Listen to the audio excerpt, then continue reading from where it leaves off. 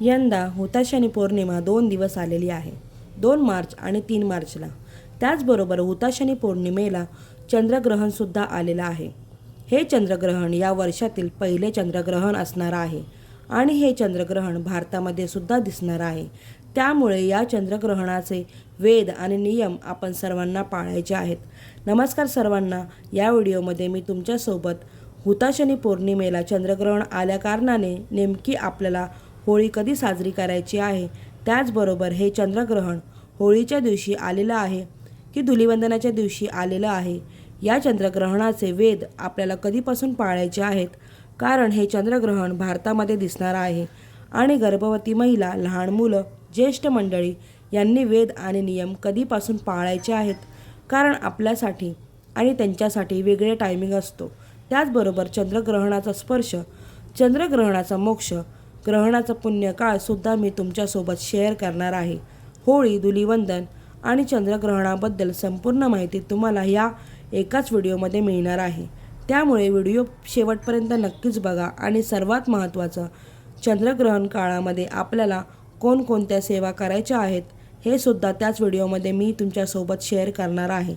यंदा 2026मध्ये हुताशनी पौर्णिमा ही 2 मार्च सोमवारी संध्याकाळी 5:55 सुरू होत आहे आणि पौर्णिमेची समाप्ती ही 3 मार्च रोजी मंगळवारी सायंकाळी 5:07 होणार आहे.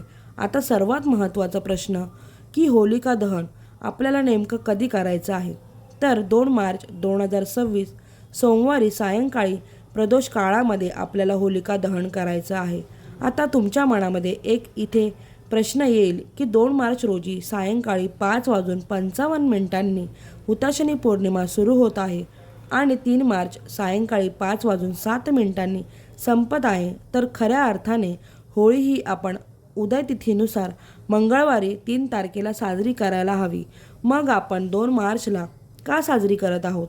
तर थांबा, तुमच्या ह्या प्रश्नाचं उत्तर मी तुम्हाला देते. कारण की 3 मार्चला चंद्रग्रहण आहे, म्हणजे हे चंद्रग्रहण आपल्याला भारतातसुद्धा दिसणार आहे आणि याचे सगळे वेद आणि नियम आपल्याला पाळायचे आहेत. आणि 3 मार्च रोजी प्रदोष काळ सुरू होण्यापूर्वीच हुताशनी पौर्णिमाची तिथी आहे ती समाप्त होत आहे. म्हणून धर्मसिंधू या ग्रंथाच्या वचनानुसार होलिका दहन हे आपल्याला 2 मार्च रोजी सोमवारी प्रदोष काळामध्ये करायचं आहे. त्यामुळे चंद्रग्रहणचं होली दहनासाठी कोणताही अडथळा होत नाही, कारण चंद्रग्रहण हे 3 मार्च रोजी मंगळवारी असणार आहे आणि ह्याच दिवशी धुलिवंदनसुद्धा आहे, म्हणजे धुलिवंदनाच्या दिवशी चंद्रग्रहण आलेलं आहे. होळीचा आणि चंद्रग्रहणाचा काहीही संबंध नाही आहे. हे चंद्रग्रहण भारतात दिसणार आहे, त्यामुळे आपल्याला या ग्रहणाचे सगळे वेदादी नियमसुद्धा पाळायचे आहेत.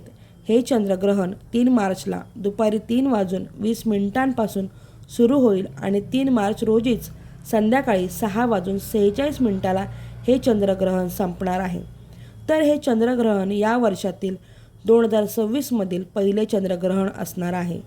चंद्रग्रहणाचा सूतक काळ हा ग्रहणाच्या 9 तास आधीपासूनच सुरू होत असतो. त्यामुळे 3 तारखेला सकाळी सूर्योदयापासून ते संध्याकाळपर्यंत 6:48 या चंद्रग्रहणाचा वेदादी नियम आपल्याला पाळायचे आहेत. आता गर्भवती महिला, वृद्ध मंडळी आणि लहान मुलांसाठी सूर्य उदयापासून हे नियम पाळण्याची काही गरज नाही. तुमच्यासाठी वेगळा टायमिंग आहे, तो सुद्धा मी तुमच्यासोबत पुढे शेअर करणार आहे. सर्वात महत्त्वाचं, ज्या गर्भवती महिला आहेत, लहान मुलं आहेत किंवा वृद्ध मंडळी आहेत, तुम्ही काहीही ट्रीटमेंट सुरू असेल तर डॉक्टरांचा सल्ला घ्या. तुमच्या काही गोळ्या आहेत, त्यांचे जे काही टायमिंग आहेत ते पाळण्याचा प्रयत्न करा. सर्वप्रथम तब्येतीची काळजी घ्या आणि त्यानंतर चंद्रग्रहण, वेदादी नियम या सगळ्या गोष्टींचा तुम्ही विचार करू शकता. तर या ग्रहण काळात गर्भवती महिलांनी एका जागेवर बसायचं आहे. तुम्ही रिलॅक्स होऊन बसू शकता. तसंच असं काही नाही की मांडी घालून बसावं, उठूनच बसा. आपल्या घरातील जी मोठी मंडळी सांगतात तसं तुम्ही करू शकता. जसं मलासुद्धा बघा, माझ्या सासूबाई असतील, आजी असेल, आई असेल, काकू असेल, मावशी असेल, त्यांनी ज्या गोष्टी सांगितल्या होत्या पाळण्यासाठी ग्रहण काळामध्ये, त्याच गोष्टी मी तुम्हाला सांगत आहे. आता ग्रहण काळामध्ये आपली बोटे मोडायचे नाही, चाकूने विळीने काही चिरायचं नाही आहे, कात्रीने काहीही कापायचं नाही आहे, पायाची आडवी घडी घालून बसायचं नाही किंवा कोणाची वेणी घालायची नाही आहे, आपण स्वतः आपली वेणी घालायची नाही आहे, केस विंचरायचे नाहीत, ग्रहण बघायचं नाही आहे, झोपायचं नाही आहे, या सर्व गोष्टी आपण करायच्या नाही आहेत. बाकी आपण घरामध्ये फिरू शकतो, रिलॅक्समध्ये बसू शकतो, बेडवर बसू शकतो, चेअरवर बसू शकतो, म्हणजे तुम्ही कुठेही बसू शकता. तुम्हाला जी गाणी आवडतात ती गाणी तुम्ही ऐकू शकता किंवा स्तोत्र मंत्र ऐकायला आवडत असतील तर तेही तुम्ही ऐकू शकता किंवा म्हणूही शकता किंवा तुमच्याकडे एखादा छानसं पुस्तक असेल तेही तुम्ही वाचू शकता किंवा ग्रंथ असेल तर तोही तुम्ही वाचू शकता. तर हे काहीही नसेल तर तो जो मंत्र तुम्हाला आवडतो किंवा म्हणता येतो तो मंत्र तुम्हाला ग्रहण काळामध्ये मंत्रजप करायचा आहे. आपल्या पोटावर तुम्ही हात ठेवून हा मंत्रजप करू शकता, म्हणजे ही सेवा तुम्ही आपल्या बाळापर्यंत पोहोचवू शकता. चंद्रग्रहणाचा स्पर्श 3 मार्च रोजी दुपारी 3:20 सुरू होईल. तोच ग्रहणाचा मोक्ष हा संध्याकाळी 6:46 असेल. या चंद्रग्रहणाचा पुण्यकाळ हा 3 मार्च रोजी सायंकाळी 6:20 ते संध्याकाळी 6:46 असणार आहे. या ग्रहण काळामध्ये जे मंत्र स्तोत्र तुम्हाला पाठ आहेत ते तुम्ही म्हणू शकता. जर तुम्ही गुरुमंत्र घेतलेला असेल तर त्या गुरुमंत्राचा जपसुद्धा तुम्ही या ग्रहण काळात करू शकता. जर तुम्हाला एखादा मंत्र सिद्ध करायचा असेल तर तोही तुम्ही या ग्रहण काळात करू शकता. ग्रहण काळात आपण जे शिजवलेलं अन्न आहे, साठवलेलं पाणी आहे, त्या सर्वांवर तुळशीपत्र ठेवायचं आहे. ग्रहण संपल्यानंतर घरातल्या सर्वांनी स्नान करायचं आहे.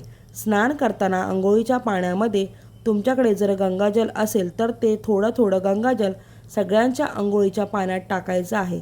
त्या पाण्याने स्नान करायचं आहे किंवा तुमच्याकडे गोमूत्र असेल तर एक एक थेंब गोमूत्र अंघोळीच्या पाण्यामध्ये टाकायचं आहे आणि त्या पाण्याने स्नान करायचं आहे. घर झाडून पुसून घ्यायचं आहे, देवपूजा करायची आहे आणि त्यानंतर आपण जेवण वगैरे किंवा तुम्हाला ज्या काही गोष्टी करायच्या असतील त्या आपण करू शकता. तर ह्या व्हिडिओमधून चंद्रग्रहण आणि होळी संदर्भातील संपूर्ण माहिती मिळालेली असेल, पण जर काही प्रश्न असतील तर खाली कमेंटमध्ये तुम्ही मला नक्कीच विचारू शकता. मी नक्कीच त्याची उत्तरं देण्याचा प्रयत्न करेल. तुम्हाला सर्वांना होळीच्या खूप साऱ्या शुभेच्छा. जर तुम्हाला ही माहिती पूर्ण आवडली असेल किंवा व्हिडिओ आवडला असेल, व्हिडिओमधील माहिती उपयुक्त वाटली असेल तर व्हिडिओला एक लाईक नक्कीच करा आणि चॅनलला सबस्क्राईब करा. धन्यवाद. श्री स्वामी समर्थ.